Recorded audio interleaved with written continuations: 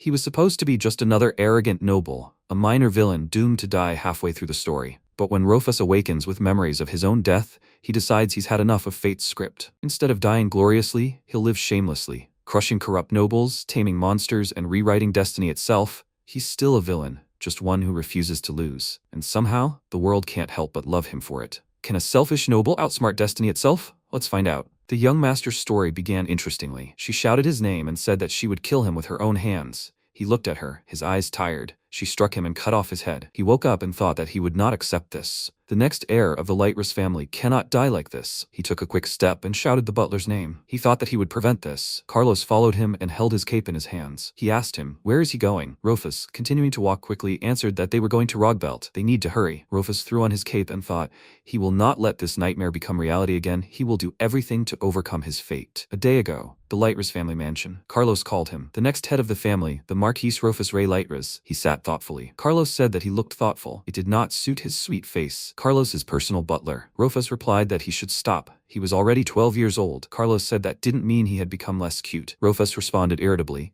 Should he make today the anniversary of his death? The butler replied that he didn't have long to live anyway. Old age would soon take its toll. He was ready to die any day. MC agreed with him and said that he was ready. How long the servant lived depended only on the mercy of his Rufus. He thought that calling him cute was really rude. He even drinks black coffee every day. He brought the cup and, smiling, thought, wow, the aroma is more pleasant than usual. It feels like his skill is growing. Carlos looked at him and said that, unfortunately, if he dies, he won't be able to drink this coffee. Such a pity. MC stood dumbfounded. He said, just for this coffee, let him promise him that he will live a long life. Carlos bowed and replied positively. He'd live long enough. Carlos said, after all, he'd gotten up on the wrong side of the bed this morning. He replied that he was the one provoking him. He asked what it had to do with him. How many magic tutors had he already fired? He said they were all useless. He remembered how angrily he'd told the tutor he was fired. He couldn't believe he'd thought to teach him such a thing. Carlos asked if he was in the right mood. Could he share his reasons for thinking so? He replied that he'd already told him. They were absolutely useless to him. Did he need to repeat it again? He'd been dreaming, or rather, having a nightmare. He thought about Rufus in the dream, a young commoner who entered a magic academy but was despised by vile aristocrats for his origins. When disaster loomed over the world, he teamed up with his comrades,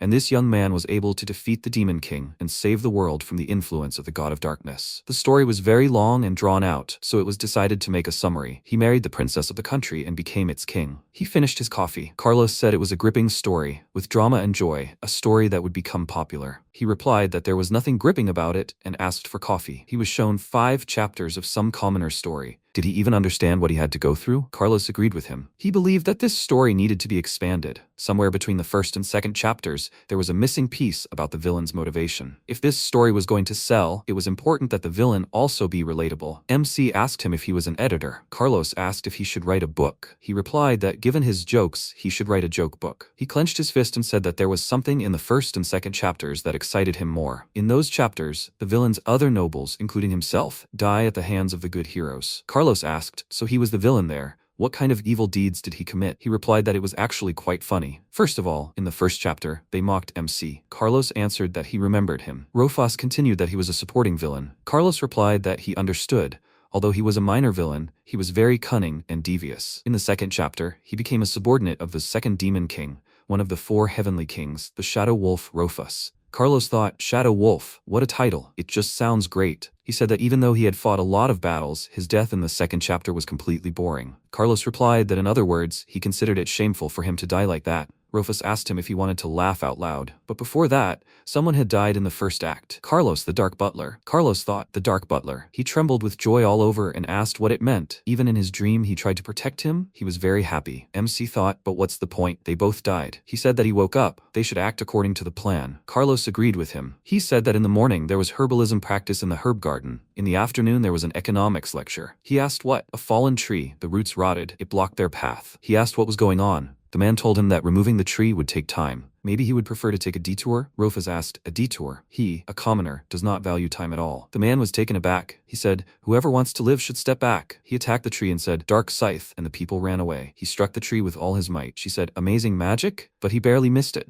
He asked her, is she new? She should look down. She asked, down? She asked in surprise, did he chop it up for firewood? Was that to make it easier for them to clean up? He said that it can be difficult to understand him, but he's always like that. He said that MC is the best. Carlos called him over and asked if he could be kinder when dealing with people, couldn't he? He replied that it was because he decided to help them with their work. Carlos denied it and said that wasn't the issue. All the servants inside the house were trained, so he didn't have to worry about them. He wondered what kind of training that was. He replied that it would simply be possible to avoid misunderstandings with people from the outside. Carlos was teaching the servants a lesson, the topic being Rofus. He said that MC always seemed rude and arrogant, but in reality, he was an ordinary boy his age. Rofus asked, what is he offering him? One kind word to these servants, and they would immediately relax. Carlos thought, yeah, right. MC thought that he must fulfill his duty as an aristocrat and preserve the greatness of his family. Commoners sweat every day with physical labor, and he, as the next head of the family, would fulfill the duties of an aristocrat. Arithmetic, linguistics, martial arts, economics, etiquette, magic, boring lectures and practical classes. Therefore, he must maintain an image of sternness and ferocity. What king can rule an empire without using force? Night fell. He stood by the window and thought that it was still a prophetic dream. Carlos didn't believe it, but it was too detailed and colorful. He looked at the reflection of the window and saw himself from his dream. Besides the commoner who managed to become the king of the country, there were other characters he remembered. In the second chapter, the demon lord revealed his name, Raymond Roa Nodens Galeon. Among the heavenly kings, there were other familiar figures. He thought Raymond. They had never met, but he had heard the name. Why did some duke's son start calling himself a demon lord? Why did he submit to him? What would change when he entered the academy? What? He closed his eyes and had another dream. He shouted at them to get out of the way. They didn't have to give up their lives. There had to be another way. He wondered, the protagonist from yesterday's dream? Although this time, the perspective is different. He said they shouldn't go any further. He thought, is he now looking through the eyes of a shadow wolf? The shadow wolf Rofus. He kept thinking, if this dream continues, he will die. The shadow wolf attacked someone and said, balls of darkness. He thought he didn't have enough strength to defeat them. His magic power was almost exhausted before the fight even started. What was going on? He asked why he was pretending to be calm and continuing the fight. Was the shadow wolf a complete idiot? They were standing in front of him and wanted to attack him. A white light appeared around the girl. She looked at him angrily and said that she would kill him with her own hands. He thought, is this line again? He thought, is he not moving? Not even going to defend himself? She should stop. He doesn't even know her. She attacked him. He thought, no, it hurts. What is this? Is this just a dream? He said there had to be another way. The dark wolf said that they shouldn't go any further. He thought, is this the same thing again? MC spoke again. A dark scythe. He thought, no, this is a different spell. This time it's not the same. Unfortunately, this is the end.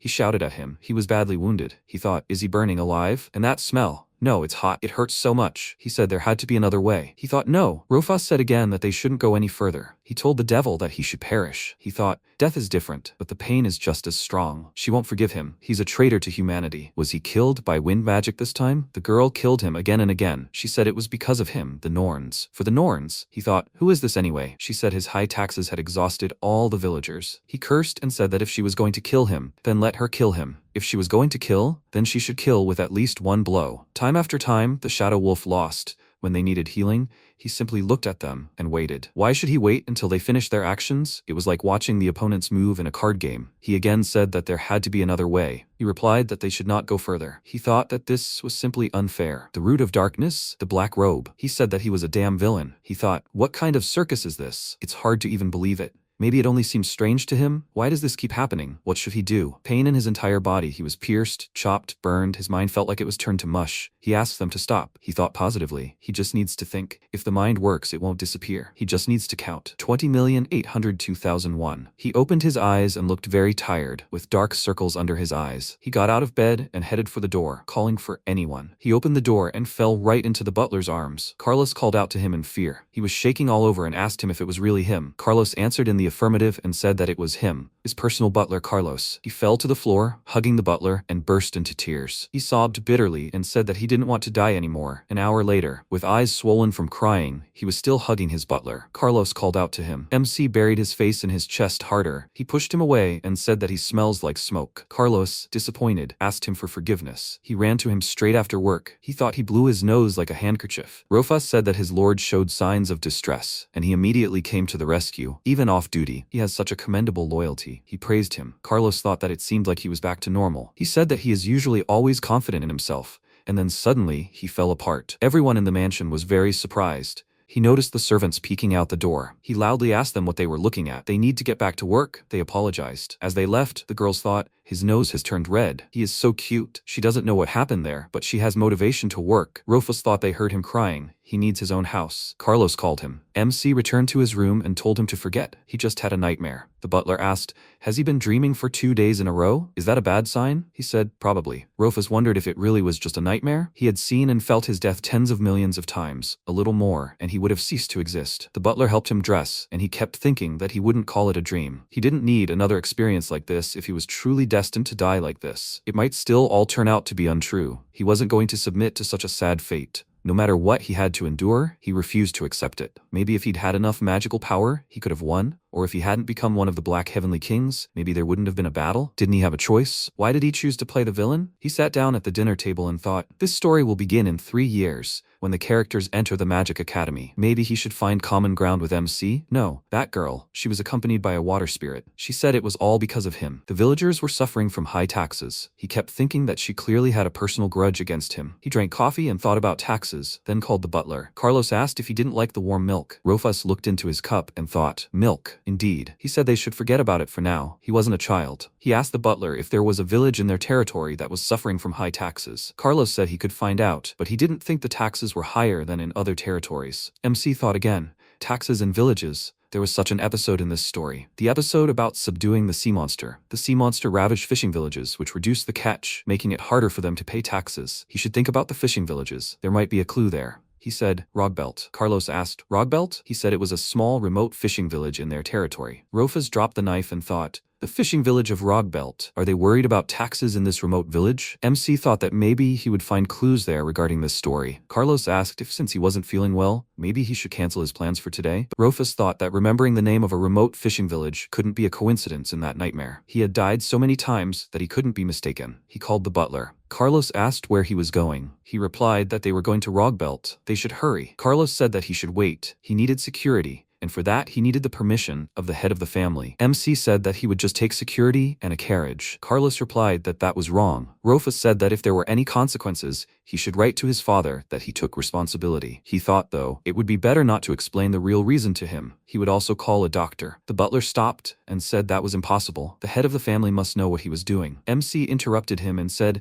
he would like to eat fresh fish. His future depended on it. As soon as possible, it was essential. Carlos bowed to him and said he heard him. He would make all the preparations. Rufus said that was excellent. He had to go. Carlos walked away down the corridor. MC thought that he wasn't the only one who had died, but Carlos too. Taking his life was fine, but when something that belonged to him was taken from him, he wouldn't forgive even God. He clenched his fists in anger and thought he would defy his fate and create a future where he survived. He thought he was seeing a dream. No, it was more like a prophecy. In 3 years, he would die at the hands of commoners. He wasn't sure of the veracity of this story, but he wasn't going to sit idly by, so he decided to go to the fishing village of Rogelt. He could change the future. He stood on the shore and thought it was strange. Absolutely right. This was Rogelt, the remote fishing village of Rogelt. He thought it was too deserted. He saw Rogelt as it would be in 3 years. They were exhausted by taxes, but at least there were people there. The Rofas of history came here to defeat a sea monster. Then that girl joined his party. Of all of them, she chopped off his head with the greatest fury. MC touched his neck and thought that he should find at least some clue in Rogelt. He can't go home empty-handed. Carlos told Rufus there was an inn there. He could try their local fish dishes there. MC asked, fish? Well, yes, he wanted to eat fish. Carlos thought he had a short memory. Rufus said he had a keen eye. From a distance, he thought it was a doghouse. They went inside, and Carlos apologized. The man looked at them and said he didn't even have anything to sell them. Carlos asked again, sell? The man replied that there was almost nothing left. They were just wasting their time. Carlos bowed to him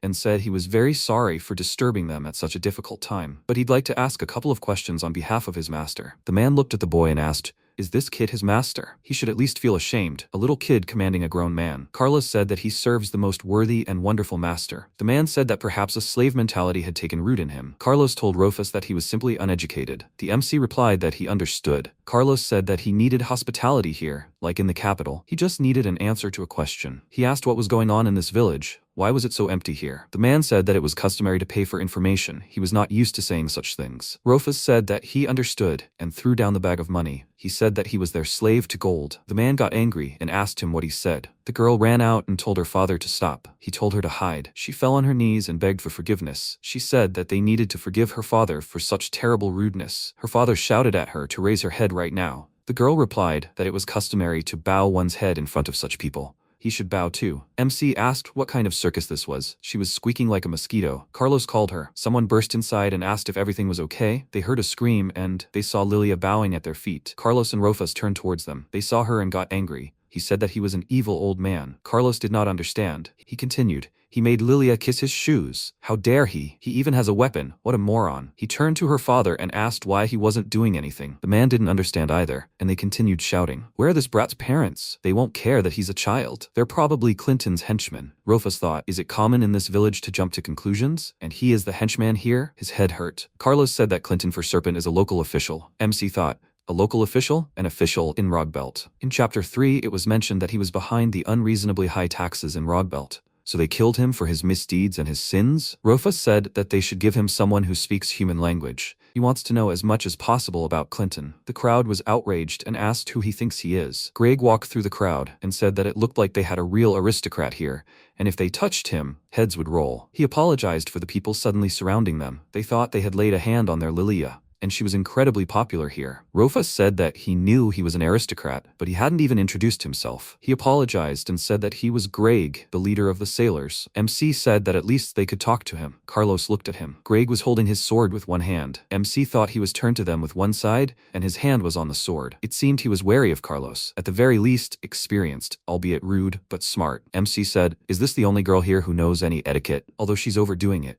She saw that he turned to her and bowed to him again. Greg looked at MC with a smile. Rofus approached Lilia and told her to extend her left hand. She said, what? He said she needed to give her hand here already. She responded positively and extended her hand to him. He grabbed her hand to get her to stand up. It looked very elegant. Images of a ball immediately came to her mind. She thought, this is what a gentleman is. MC took her hand and threw her towards the crowd and said that he was returning it. She bumped into Greg. He thought, it doesn't look like he's some kind of villain, but now they'll bite his head off. Greg told the Rofas that it seemed like he didn't come to them with malicious intent. MC responded positively and said that otherwise he wouldn't have personally come to their village. Greg looked at him. Rofus said that although they had shown disrespect to the nobleman and his servant, he would forget about it. Greg said that if a fight had started here, it would have been tantamount to treason. The entire village could have been punished, but did he need that? MC said that was the king's law. Greg said that one could not go against him, but he was grateful for his mercy and kind heart with a big soul. He could even bow his head if it would not offend him so much. Rofas said that in his head he had no interest, but if he so desired, he could bow. He thought that he didn't care. Greg stood in a stupor. He grinned and said that he didn't expect to hear that. He asked where he came from. He clearly wasn't with Clinton. MC replied that they should put that matter aside for now.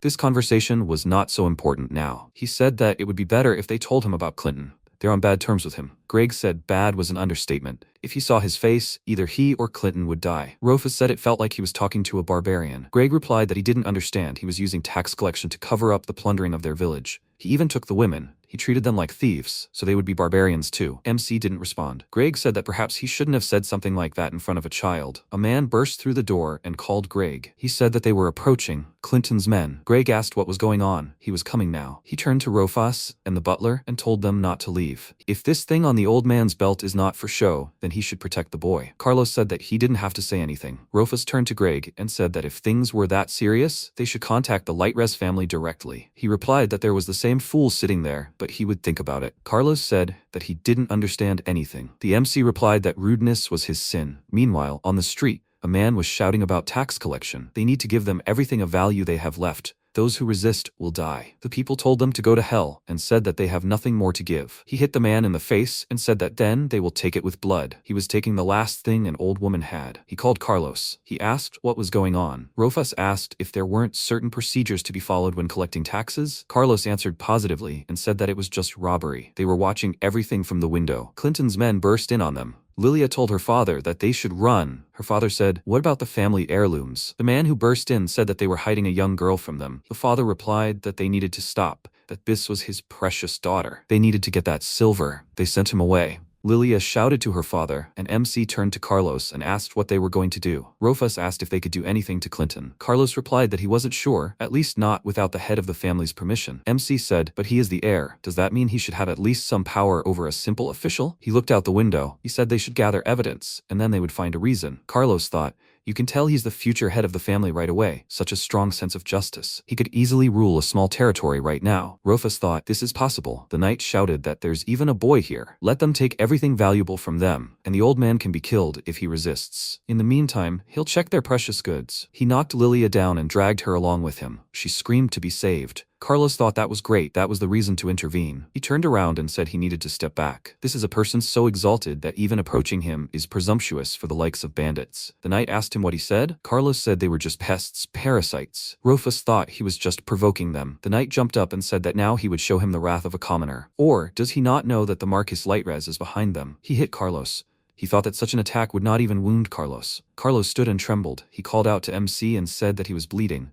He attacked him. Rufus said that's how he wounded his faithful servant. Does that mean he went against the Lighters family? He said that this is enough to punish Clinton. MC used magic. He spoke. The palm of darkness and a large black hand grabbed the knight. Lily looked at him, dumbfounded. Rufus turned around and said they should move on. Large black hands threw the knights out. The knight said they should kill those two. MC said he was an excellent actor. Carlos thanked him for the praise and asked if he should get rid of them all. Rufus said he should know his limits. The knights rushed towards MC. He said the barbarians were hard to tell apart, so he wouldn't hurt the locals. He was leaving everyone to him. Carlos replied that he understood. He pounced on the knights, and they were all in shock. Carlos fought the knights. He managed to neutralize all the knights. Greg stood in the middle, shocked. He said that the old man single-handedly took out all the soldiers. Who was he? Carlos approached Rufus and told him to forgive him, but he was moving too slowly. MC replied that that would do. This is a fine swordsmanship technique of the Dark Knights and the Lightrest family. Even in his old age, he hasn't forgotten it. He's very happy. They started running away, shouting, "Faster! Retreat!" Greg shouted after them to hand them over to Clinton, to come himself. They'll personally beat his face in. The villagers cheered. Rufus thought that now they could at least try to punish him through the courts. They went in the opposite direction from the villagers. Carlos said that he only got rid of the officers and privates. Should they have let the private soldiers go? MC said they were heading to the Clinton mansion now. That saves them the trouble of conveying the situation. Rufus stopped and looked into the distance. He wondered what that feeling was. It was like he heard something from the sea, a wave of magical power, as if pulling him to the bottom of the ocean. This is it, right? Considering the dream he had seen, isn't it too early? It shouldn't appear for 3 years. The Demon King's familiar, one of the 4 demonic beasts, the Sea Devil Straff. Carlos called MC. He turned to face him. Carlos said he looked at the sea so sadly. Did he really want to leave? Rufus headed for the carriage, thinking that Carlos seemed not to have felt this wave. He told him that he was naive. He would prefer not to come here again at all. They should go to the Clinton mansion. Carlos said that there was enough evidence, but there was no need to tell his father anything yet. MC thought about Clinton.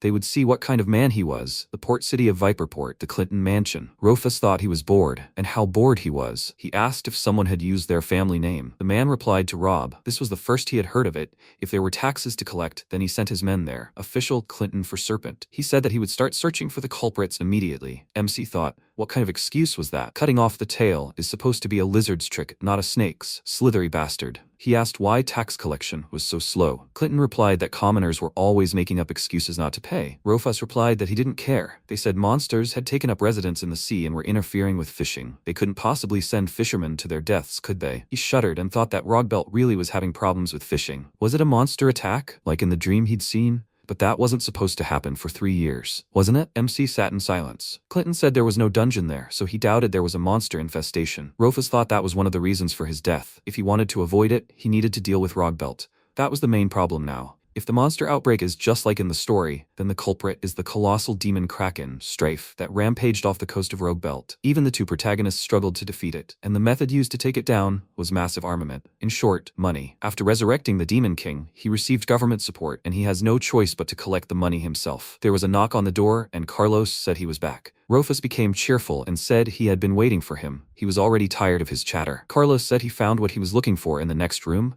and also in the basement. The MC thought for a moment. He covered his face with his hand and looked at Clinton. Rufus smiled slyly. The MC told Clinton what a boring show. He thought it would be more interesting. Clinton didn't understand. Rufus said extortionate taxes, banditry, kidnapping. His servant found evidence of all his sins. Clinton was shocked. He thought that he didn't care that he found something. As long as he had money, he could do whatever he wanted. MC said he was hiding his money underground, and there was even a statue made of pure gold. Clinton stood up abruptly and said he didn't understand what he was talking about. What was he? Rufus interrupted him and asked, He doesn't understand, right? Then he could take everything that was there, right? Clinton couldn't answer. He thought, so much money, saved up through blood, and then some idiot wants to steal it? Clinton raised his hand. MC turned away from him and asked why he raised his hand. Any questions? He turned to Carlos and asked what he thought. Carlos said he wanted to signal the armed men in the next room. Unfortunately, they're all fast asleep. Rofus said it was an assassination attempt on the high aristocracy. So was he adding more crimes to the list? Clinton completely fell apart. He was in shock. He thought he was going to die. He bowed and said he would give them all the money he had saved. They should pardon him. Carlos said he was an idiot. He thought he could bribe the Lightress family. He thought he had gotten the money. Now he needed to get the guns. But arms sales were controlled by law. How this trash irritated him. Who didn't value human life? A snake can only grovel. Could he still be used? He said, pardon? Fine. He would forgive his crime. Carlos was shocked. He thought, didn't he want evidence to send to the head of the family? Clinton said very happily, how generous, but what should he do? MC said he had a wonderful deed to do, something only a noble could do. He agreed to everything.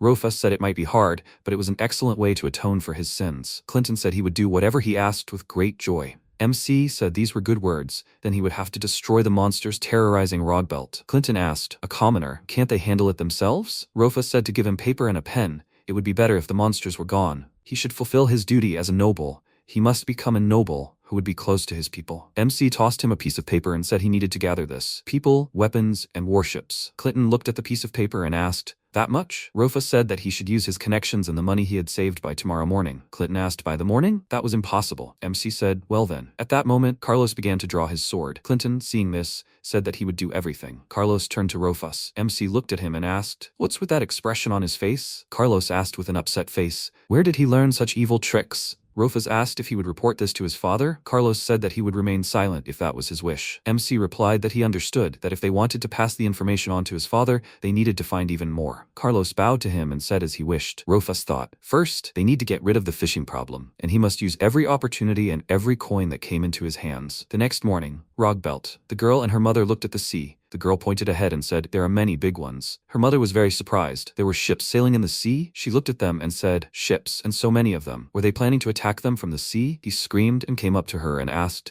did she fall? Is it painful? Can she walk? The girl answered that she could. He smiled and said that it was immediately obvious that she was strong, and now she should run. She needed to look after the village. He turned and ran to the shore. He thought that they couldn't win on land and were attacking from the sea. He jumped down and thought that he would protect everyone. Carlos said that he thought they would never come back. MC replied, well, not the best place, but still, not everything here is so bad. Carlos said that maybe he should have warned them. He saw the boy running across the bridge. Rofus said that once they see their faces, things should settle down. Then he asked, he is the first to arrive. Leader? Greg said they disappeared yesterday without even saying goodbye, and now they're back. Rofus, getting off the boat, said they couldn't pay taxes because of the monsters, right? It was time to clean up the mess. Carlos helped MC out of the boat. Greg was shocked. He asked, so, basically, they built all these ships to hunt monsters? Rofus said, you can't be stingy with things like that. The monsters need to be destroyed completely. They can't hide from them forever, right? Greg told MC to forgive him, but just yesterday he disliked him for being an aristocrat. But today he's become his favorite aristocrat. He wanted to hug him, but MC dodged and told him not to get carried away. He's irritating him. Greg asked, what about their other problem? MC replied that he strangled some troublesome snake. Greg asked, a snake? Was he talking about Clinton? Before he could finish speaking, a boy ran past them. Greg asked, what's wrong? Carlos stood in front of Rofus and told the boy he should stop. The boy wanted to strike him, but Clinton blocked his attack. The boy was thrown back and skidded to a stop. He repeated his attack again. MC and the boy exchanged glances. Carlos was scared for Rofus. MC replied that everything was fine. Carlos needed to sheath his sword. Rofus looked at the boy and said he was a fool. The boy looked at him wildly, saying he was curious, that it was the first time he felt such a desire to kill some idiot. MC remained silent, thinking that he had noticed him from afar, but when he got closer he suddenly became abnormally fast and even aimed at the main one. The main one was Rofus. Greg shouted at the boy that he was an idiot,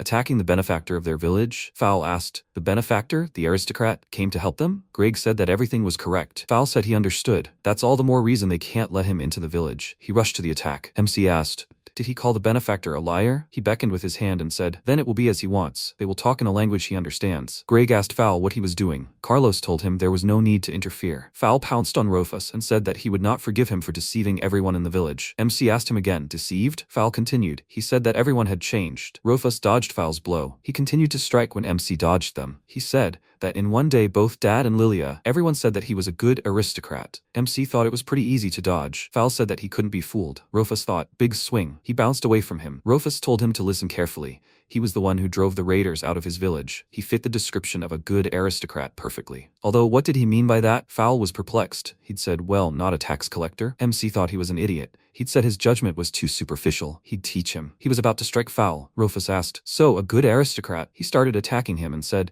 no, not his description, which only suited him. Fowl fell to the floor. Rufus thought his attacks were quite predictable. What was the reason? He turned to Greg and asked if he was his son. He needed to raise him. Greg replied in the negative. He was the youngest of the 3 brothers, the most reckless. Fowl heard a voice. He shouldn't forgive. Had he forgotten about Rune? He shouldn't forgive Clinton. He shouldn't forgive Lightrez. He shouldn't forgive aristocrats. He was shaking all over and trying to get up. He said, a good aristocrat, there are only idiots among them. A white light appeared around him, and he attacked MC. Rufus wondered where such enormous magical power came from. Had he done it unconsciously? He strengthened his physical abilities. Rufus was already at the edge of the bridge. Fowl swung his arm hard and jumping, wanted to deliver the finishing blow. Fowl hit MC, and they both flew into the water. Rufus managed to react and cast Dark Palm to save himself. He landed back on the bridge and thought he had to use magic. Carlos ran up to him and cast Healing Magic. Rufus called him over and told him to add martial arts lessons to his schedule. Carlos agreed with him, thinking that he hated losing. MC approached Greg. He told Rufus to forgive him, the fool. Rufus replied that yesterday he would have cut him in half. He said that meant he was lucky today, but yesterday he was busy hunting monsters with the other youths. MC thought,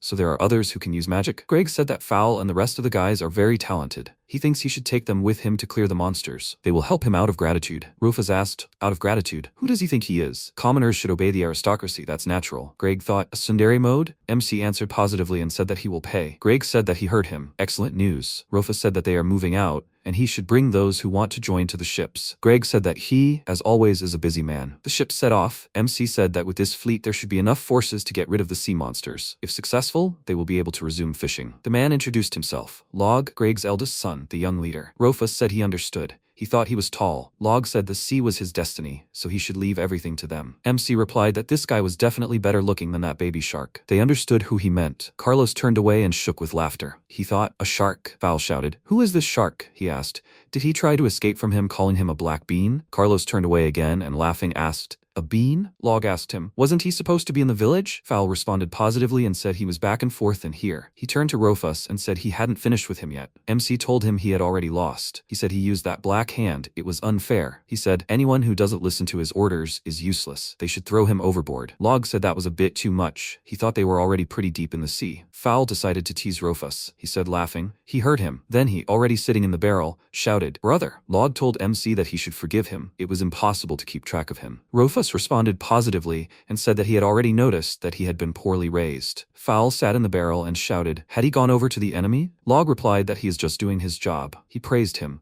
because the goal is all that matters. He kept yelling at him not to trust this guy. He'd stab them in the back and sell them to someone on the second ship. His aristocratic buddies were probably sailing there. Rufus looked at the second ship and thought he was right about one thing. There really were aristocrats there and their enemy too. Clinton was on that ship. MC thought there was something over there. Carlos called out to Rufus. Fowl asked, was he spot on? He'd guessed right, hadn't he? He had nothing to say. MC told him to shut up, calling him a talking head. Fowl called him Shorty and asked what he'd said. He was surprised. Rufus had used magic, a dark spear. He said he'd end it all with one blow. Fowl said happily, that was magic. Did he finally consider him a worthy opponent? Log told him to shut up. He turned to Carlos and said, he'll kill him. Carlos said MC wasn't aiming at him. He said he better not move. Log asked, what? Something big appeared from the water. He exclaimed, some kind of big creature? A large sea serpent emerged from the water. He shouted to the men that they were being overwhelmed. They needed to prepare for battle. Before he could finish speaking, Rufus attacked the large serpent. He was surprised and asked, did he handle it? The large serpent decided to escape. Before leaving, it looked into MC's eyes. Rufus thought, red eyes? The large serpent decided to attack MC again, but he used his magic skill, dark spheres, against him. Fowl climbed out of the barrel and lay motionless, very scared. After the battle, Log approached Rufus and said that he had literally saved them. He had never seen anything like this before, and this creature had gotten so close to them. MC thought he had seen this before in a dream. A group of heroes faced powerful opponents.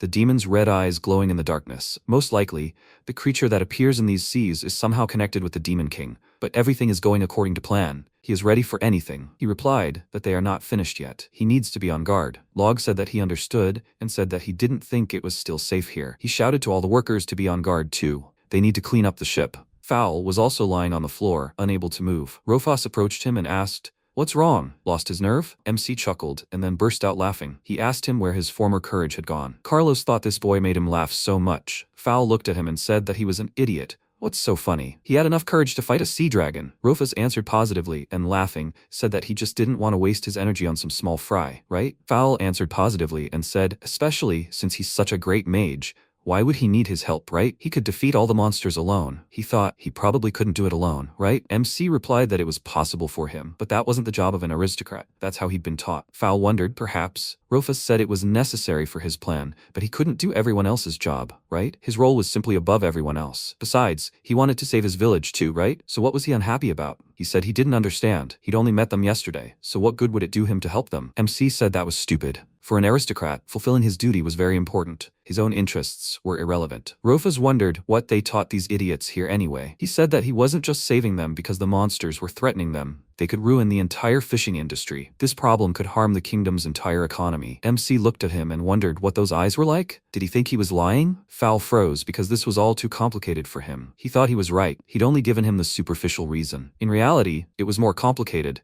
but he couldn't explain it. It was unlikely anyone would believe him if he told him what he saw in a dream. He was simply fighting to avoid death. Rufus turned around and said that he was infuriating him. He took a step forward. MC couldn't stand it and shouted, "Besides, he's here without his parents' permission. He came at his own request.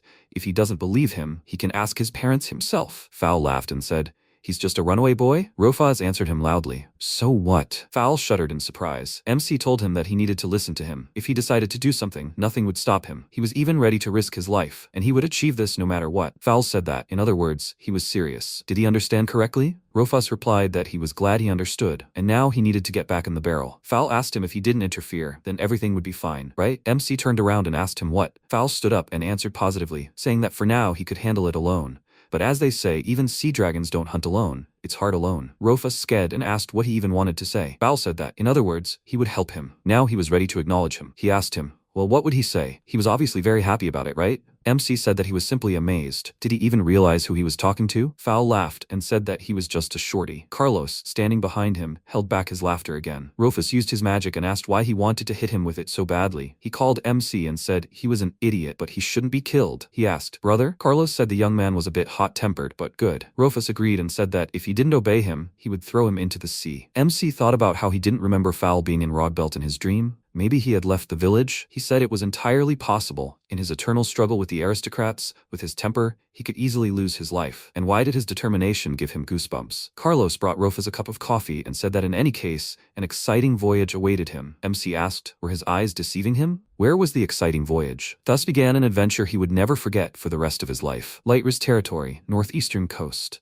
The further north the fleet went, the more monsters attacked them. Fowl helped fight the monsters. He shouted to the men that no matter how many there were, they needed to kill them all. He thought they should thank their nobleman for his actions. Fowl told them not to trust that black-haired guy so much. Log told him, but he wanted to defeat all the monsters. It would be good for the village, wouldn't it? Fowl answered positively, that was true. But that wasn't the point. He shouted loudly, maybe he should go down and help them? Rufus said he didn't play with children.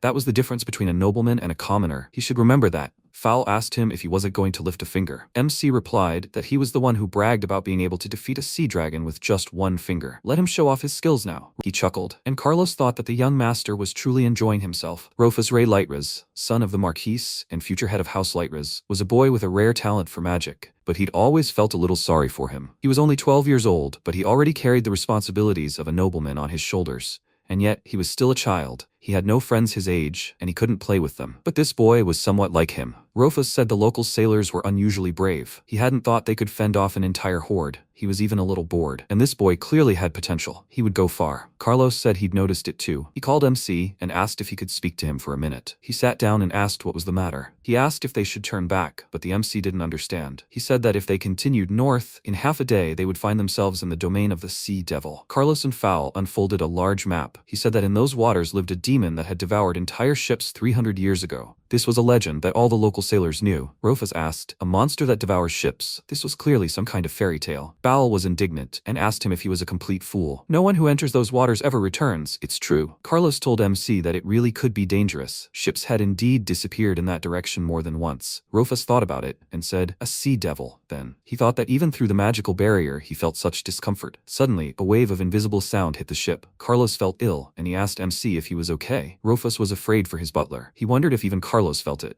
The magical power in the air was so thick and viscous. Log asked Fowl what was wrong with him. Rufus thought he understood. He had magical power too, even though he was a commoner. Carlos brought him a glass of water. Fowl thanked him and asked how he was. Carlos replied that everything was fine. Was it seasickness? He said he never got seasick. Damn, his head was spinning again. Something weird is going on here. They need to go back. Rufus asked, a ship-devouring devil? So the legends weren't lying? Log answered yes. MC thought they weren't assembling this fleet to chase away small monsters. All these ships were needed to kill the Kraken, but no one but him knew that. He couldn't immediately reveal such an absurd goal, but now it would be easier to reach an agreement. He said that then they had no reason to turn back. They had to get rid of the devil that was devouring ships. Log was very scared and asked him, was he serious? Rufus said that he already knew that they weren't just going to chase small fry. They were here to destroy the source of all these monsters, and it was most likely the sea devil. Log said that it was much more serious. He didn't think it would be as easy with him as with the monsters, did he? MC told him to listen. He was so big, but his head was clearly empty. He said that people often tell him that. Fowl asked, if they kill this sea devil,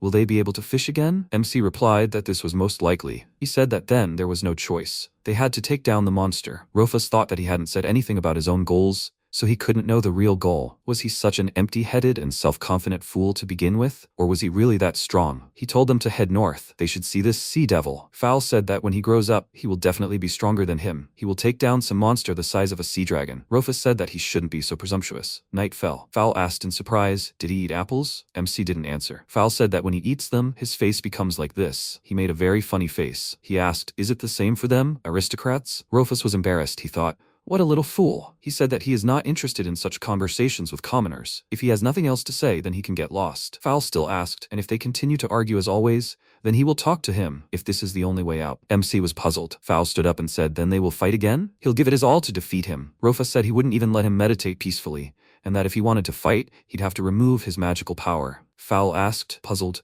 magic power? Is that some kind of joke aristocrats have? MC replied that commoners rarely have it either, but he just happens to have it. Fowl trembled and asked, so does that mean he can do all sorts of magic, just like him? Rufus said he was an idiot, daring to laugh at a mage who'd gone through grueling training. The reason for his enormous physical strength was precisely his magical power. Before using even the simplest magic, you need to learn it. Fowl said he thought it was simple. MC wondered why he felt defeated. He turned around and told him he needed to train. If he trained, he'd be capable of much. Fowl asked about his old butler. Although he looked strong, if he copied his technique, he could become stronger, and he didn't have time to finish speaking when something attacked their ship. MC looked at the sea and saw a sea dragon crawling out of it. He exclaimed, a sea dragon again? He answered negatively and asked, tentacles. It's a Kraken. How huge? Rufus thought the Kraken was a damn huge monster. Carlos called out to MC. Rufus told him that they were under attack. He plans to drag the entire ship to the bottom. The Kraken wrapped its tentacles around the entire ship. Carlos said that it was a ship-devouring demon. That's the reason the ships were disappearing. Rufus jumped up and told Carlos that he needed to join the fight. Carlos answered positively and drew his sword. Fowl told Carlos to show him what he could do. Carlos replied that he would try. Then he jumped high into the air very quickly and sharply. Fowl was very surprised. MC headed towards the Kraken and used the Dark Scythe magic skill. He used the Dark Barrier skill. He shouted that he was attacking. A high barrier appeared in front of the ship. The monster tried to break through it, but it failed and disappeared underwater. Carlos, standing on the ship, said that it had gone underwater, apparently looking for an opportunity to strike back. Fowl told Carlos that he was cool. His father, of course, warned him that he was cool. He asked him if he had learned anything. Fowl laughed and replied that he hadn't even understood what had happened. He asked him if he would show him how to repeat such a cool move. MC approached him from behind and kicked him. Fowl turned around and asked him why. Rufus replied that he was scared and couldn't do anything. Fowl countered and said that he wasn't scared at all. He just didn't expect it. MC replied that if that was the case, he needed to be prepared next time. They weren't done with him yet. Carlos asked him if he could be considered his first friend. MC was surprised, wondering why Carlos was even talking such nonsense. He turned around and walked away from him. He looked at the water and thought, what was wrong with him? How could he not notice such a huge thing? Log approached Rufus and said, so the ship-devouring demon is a giant Kraken? He answered positively and said that right now it was still somewhere below them. Log was very scared. Fowl approached him and, smiling, said that it was a battle of attrition, although it was more like a big fishing trip. Log asked them if they weren't nervous at all. He was. Some sounds were heard, and MC said that it moved. He said that he should get out. Fowl walked to the edge and looked down. He was surprised and shouted, what? These little things are here? Did he call them? Rufus said he was leaving the little things for them. He'd get bored playing with them. Log said he understood. Rufus turned to Carlos and said they should continue. He responded affirmatively. They began attacking the monster. MC thought the legendary ship-devouring demon was probably not the same Kraken that would appear in 300 years, But this one wasn't bad either. In history, it should be the same size as a small island. It seemed they were winning. Rofus wondered if they could defeat this Kraken now. Would the monsters disappear too? Will he be able to escape his death? Fowl called out to MC. He turned around and saw him trying to attack someone behind him. After that, he said, "That's amazing." He decided to cover his back. Fowl replied in the negative and said that he saved him, and he would be grateful to him for the rest of his life. Before he could finish speaking, Rofus killed the monster that was trying to attack him from behind. Rofus said that now he too had saved his life. Maybe he would be grateful to him for the rest of his life? Well then, Fowl smiled and said, "Well, I can't stand to be in anyone's debt for a second." Two monsters attacked them from behind. MC and Fowl simultaneously neutralized them. Fowl said he needed to be careful. Rofus told Carlos that he was amazed at him. Hadn't he brought him to protect him? Carlos replied that he had to understand. His hands were busy here too, and he was curious to see how much he'd grown. His limbs weren't getting any smaller. He suspected they needed to attack the main body. MC asked, did he take him for an idiot? After all this time, he'd already figured that out. Still, they needed to get rid of him quickly. Rofus wondered if it was telepathy, Clinton? He had a stone in his inside pocket. It was a telepathy crystal that could magically transmit a voice from a great distance directly to someone's head. Carlos wondered too, if it was telepathy? MC asked what was going on. He replied that there were too many monsters. They couldn't hold out any longer, so they were retreating. Rofus responded positively and said he could retreat if he wanted, but he just had to be careful not to hit his ship. Clinton thanked him for permission. With that, he should retreat. It made him very happy to see him risking his life for his people. He would definitely tell everyone about his noble deed. MC said he was a snake. Carlos asked if it looked like Clinton's ship was sailing away, right? Rofus replied that he was too scared of the Kraken. Carlos replied that it was to be expected. MC said that they would deal with him later. Right now, they had a more important problem. Rofus used the dark spear magic skill. Carlos asked if he hid his head somewhere underwater, right? MC answered yes. Carlos said that in that case, they needed a stronger spell. Will he read it? Rofus asked again. Read it? Does he consider him some kind of unworthy weakling? Carlos was taken aback and apologized. He said that he just didn't really understand powerful magic. Rofus said he would show him everything. Advanced magic is just a classification made up by nerds. MC used very strong magic. Carlos looked at it in amazement. He thought that almost everyone in the Lightress family had large reserves of magical power, but he was still amazed at how Rofus could use increasingly astounding magic. Fowl shouted that he would also hit the ship with it. MC replied that he was now under the ship, he would just aim at an angle and be done with it. He warned everyone that he was using a powerful spell. Fowl shouted at him. He was an idiot. He needed to control himself at least a little. Rofus said that if they didn't want to die, they needed to hide somewhere. He attacked the Kraken. The impact caused the ship to tilt slightly. Log tried to hold on and shouted, "Are they trying to destroy the ship?" MC used the magic skill Palm of Darkness. With his magic, Rofus grabbed those who were about to fall off the ship and brought them back. He said he never thought he'd have to deal with guys who could barely stand. The guy thanked him, and Carlos looked at the sea and asked, "Did they make it?" "That was great work." Log asked him what he was supporting it for. He looked at the water and asked, "Is it rising?" "What on earth was that?" The monster appeared on the surface of the water. He asked, "Is it dead?" He expected to see a hole through it. Rofus said its tentacles were still moving. Fowl confirmed it and said it was cool. He asked again, "Cool." Log approached MC and called him. He rushed to hug him and said that he defeated the monster with magic in one blow. Rofus managed to react and slipped out of his embrace and said that he shouldn't touch it. Carlos stood up to his defense. After the battle, MC thought that he was still not sure if this was what he needed, but if you look closely, this one had the same spots as Stroff. But then how did it become the size of an island? But it seems like we've dealt with the last boss of the first chapter, the Ship Devourer, who lived for 300 years. One of the 4 demonic beasts of Stroff is now destroyed. Rofus looked at the water and said that before him was a legend of the future. He would be the one who would defeat the demon lord. Devouring. A black spot appeared under him. Log asked what it was. Eyes appeared in the spot, devouring shadows. It headed towards the monster and began to absorb it. He said that he died from the shadow, will be absorbed by the shadow. As long as he has magical power, he will have immortal soldiers. The demon who devours ships, that name doesn't quite suit him. Another name suits him. His name will be Stroff. The monster was covered in this black spot with many eyes. Fowl was very scared. He screamed that this was a nightmare. He would have nightmares about this. MC said it was disrespectful. He agreed. Dark magic, from the outside, was truly terrifying. He figured his magical power was growing. There was nothing he could do about it. He had a unique form of Shadow Devourer magic, and he actively used Shadow Wolves, both in battle and for reconnaissance. It was a spell passed down through the Lightress family. Thanks to this spell, he became part of the Demon King's army, which is why he was nicknamed the Shadow Chief. Rofus lay there and thought that because he had expended so much magical power controlling shadows all over the world, he had almost no strength left to fight the MC group. The Shadow Chief had been defeated. At least, that was his theory. Why was his magic power so low? Rufus looked at his black hand and said he shouldn't overuse it. He turned to the monster and said it needed to go back. Carlos told him it was excellent work. He replied in the affirmative. Log asked if they were finished with the monsters. Were they returning to light res? Fowl said he was surprised he'd lured the ship eater to his side. Rufus wondered if it was all over. He felt like it wasn't over yet. Had he really caused the disaster 300 years later? And what was his purpose in sending monsters to attack ships anyway? Could a monster possibly imagine that the Demon King would soon be reborn? There was an explosion in the distance. Fowl asked if they were setting off fireworks.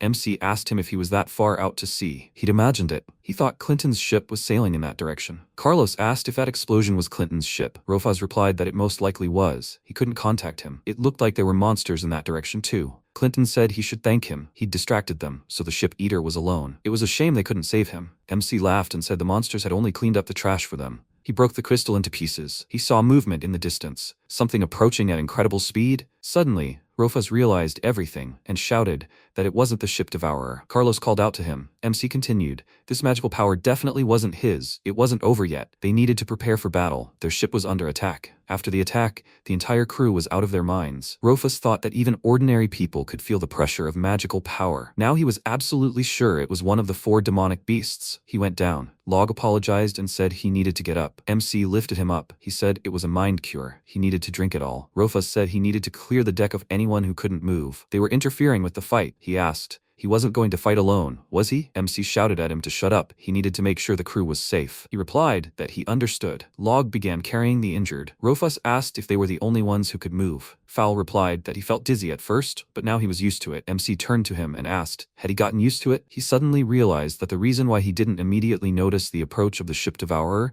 was because he was used to powerful magical energy. Rofus said it was already here. They were all in the palm of his hand. Fowl asked what was already here. He replied that he didn't know. It was what sank the escaped ship. Their ship was unlikely to escape. They had no choice but to fight. He thought that the monster that was an important part of his story would most likely appear before his eyes. He asked them if they were ready to die. Carlos bowed to him and said that if he ordered him, he would give his life without hesitation. Fowl asked him if he was crazy. He wasn't going to die here. They would all come back alive. MC looked at him and said he was too naive. Fowl was indignant and asked him what he said. He means that wasn't cool? He said he needed to shut up. He was getting closer. Rofus thought. He remembered what he looked like. As soon as he showed up, he'd be ready to fight. At that moment, it appeared from under the water. Fowl asked, what? Carlos said, that? A creature resembling a whale appeared. MC was very surprised. He thought this monster had never existed in history. Enormous magical power, a huge whale monster with jade-colored eyes. He asked, is it attacking? A demon whale. Rofus asked. He wants to show that he's above them. What an inflated ego. He used the dark spear magic skill. It was similar to his previous skill, but he used 10 times the skill. Fowl asked in surprise, didn't he hit the ship eater with one of those? MC attacked the whale with these spears, and there was an explosion. Someone said he knocked it out with one blow. What was he so terrifying about? He asked. So what? Suddenly, it turned out that the whale was safe and sound. MC wondered if he was able to reflect his magic with a magical barrier. A magical barrier is a protective shell that covers the caster's body and protects them from attacks. High-level magic casters use it unconsciously. Fowl asked, what does that even mean? Rofus replied that this meant that he could not even cut it with a blow of his sword. Fowl said he didn't understand anything at all. The whale used a sonic attack. Rofus asked him what he was yelling about. The sound waves reached the sea, and 2 monsters appeared from it. He shouted that his eyes were red. Were they obeying him? All the monsters they had already fought appeared from the water. Carlos told him to leave the small fish for them. Fowl stood puzzled. He asked if he should fight with the old man. MC replied that it was obvious. MC said that this whale was his enemy. They take on every little thing. That's an order. Fowl asked him if he suddenly felt like an aristocrat. Rofus replied that he wanted to learn how to fight monsters. Didn't he? He pointed at Carlos and said he needed to learn from him. It's rare to get the chance to learn from such an experienced warrior. Fowl shouted in surprise that he'd be stronger than him. Did he understand? Carlos told him they needed to go. Fowl resolutely ran after him. MC said it was time to put him down. The whale seemed to hear him. Something white fell from the sky. Rofus asked, snow? Then he realized it wasn't. Was that water magic? An ice spear? He thought it was different from a unique skill like a breath attack. He was using magic, and that required understanding language. In other words, he was capable of understanding advanced languages. He had intelligence. Besides, he launches 10 spears at once, about the same number of dark spears he released. He intentionally used the spell. He's taking revenge. Rofus laughed. Removing his glove, he thought he was clearly motivated to fight. This was fine, to be honest, but he's not strong in defense. His magical barrier isn't as powerful as his. and he clearly couldn't withstand so many blows from advanced magic. He said he should stop messing around with so much force. He thought it would prevent him from casting the spell. He used shadow magic. The black light appeared again, and he launched it into the sky. He used a purification ritual that rejected all life, after which a gate appeared from the floor, blocking the ship from the ice spears. The whale was surprised that his attack was beginning to crumble. The ice spears crashed down, smashing against the gates and falling into the sea. Carlos, looking at this, said that he had so easily thwarted his magic, and that ancient magic, dating back to the time of the gods, was the gateway to hell that the Lightras family could open. MC said he was well versed in this. It was obvious he'd served his grandfather. Carlos looked at him in surprise. Rufus continued, suggesting he should better say what he thought of him. Carlos asked him if he was talking about fowl, right? He answered yes and said, about this crazy baby shark. Carlos said, well, first of all, he regularly uses magical power, and he can easily deal with a sea dragon, but he focuses too much on one opponent and doesn't notice his surroundings. This shows a lack of experience, but sometimes it works to his advantage. When he uses magic, he doesn't get distracted. Rufus asked, so he needs to give him time and he'll be able to keep up? Carlos answered affirmatively. MC said he shouldn't let himself get carried away either. Carlos replied that he thought it might be worth trying to cut it in half. Could he really see the death scythe today too? They say that spell can cut through anything. Carlos continued, saying that using several ancient spells can be very difficult, even for an experienced mage. Rufus asked him if he could please not spoil it ahead of time. This whale understands human language. He'll understand everything. Carlos was surprised and apologized. MC addressed the whale. At that moment, a drop of his blood fell on the floor and a scythe emerged from it, reaping lives like crops. The whale, looking at it, laughed. Rufus asked him if he was laughing. Of course, it really doesn't look particularly impressive, but it's so sharp that it can cut through any barrier with a single blow. One of the best spells in his arsenal. By the way, he says all this because it won't help him in any way. MC jumped far and, having reached the whale, cut off one of its fins.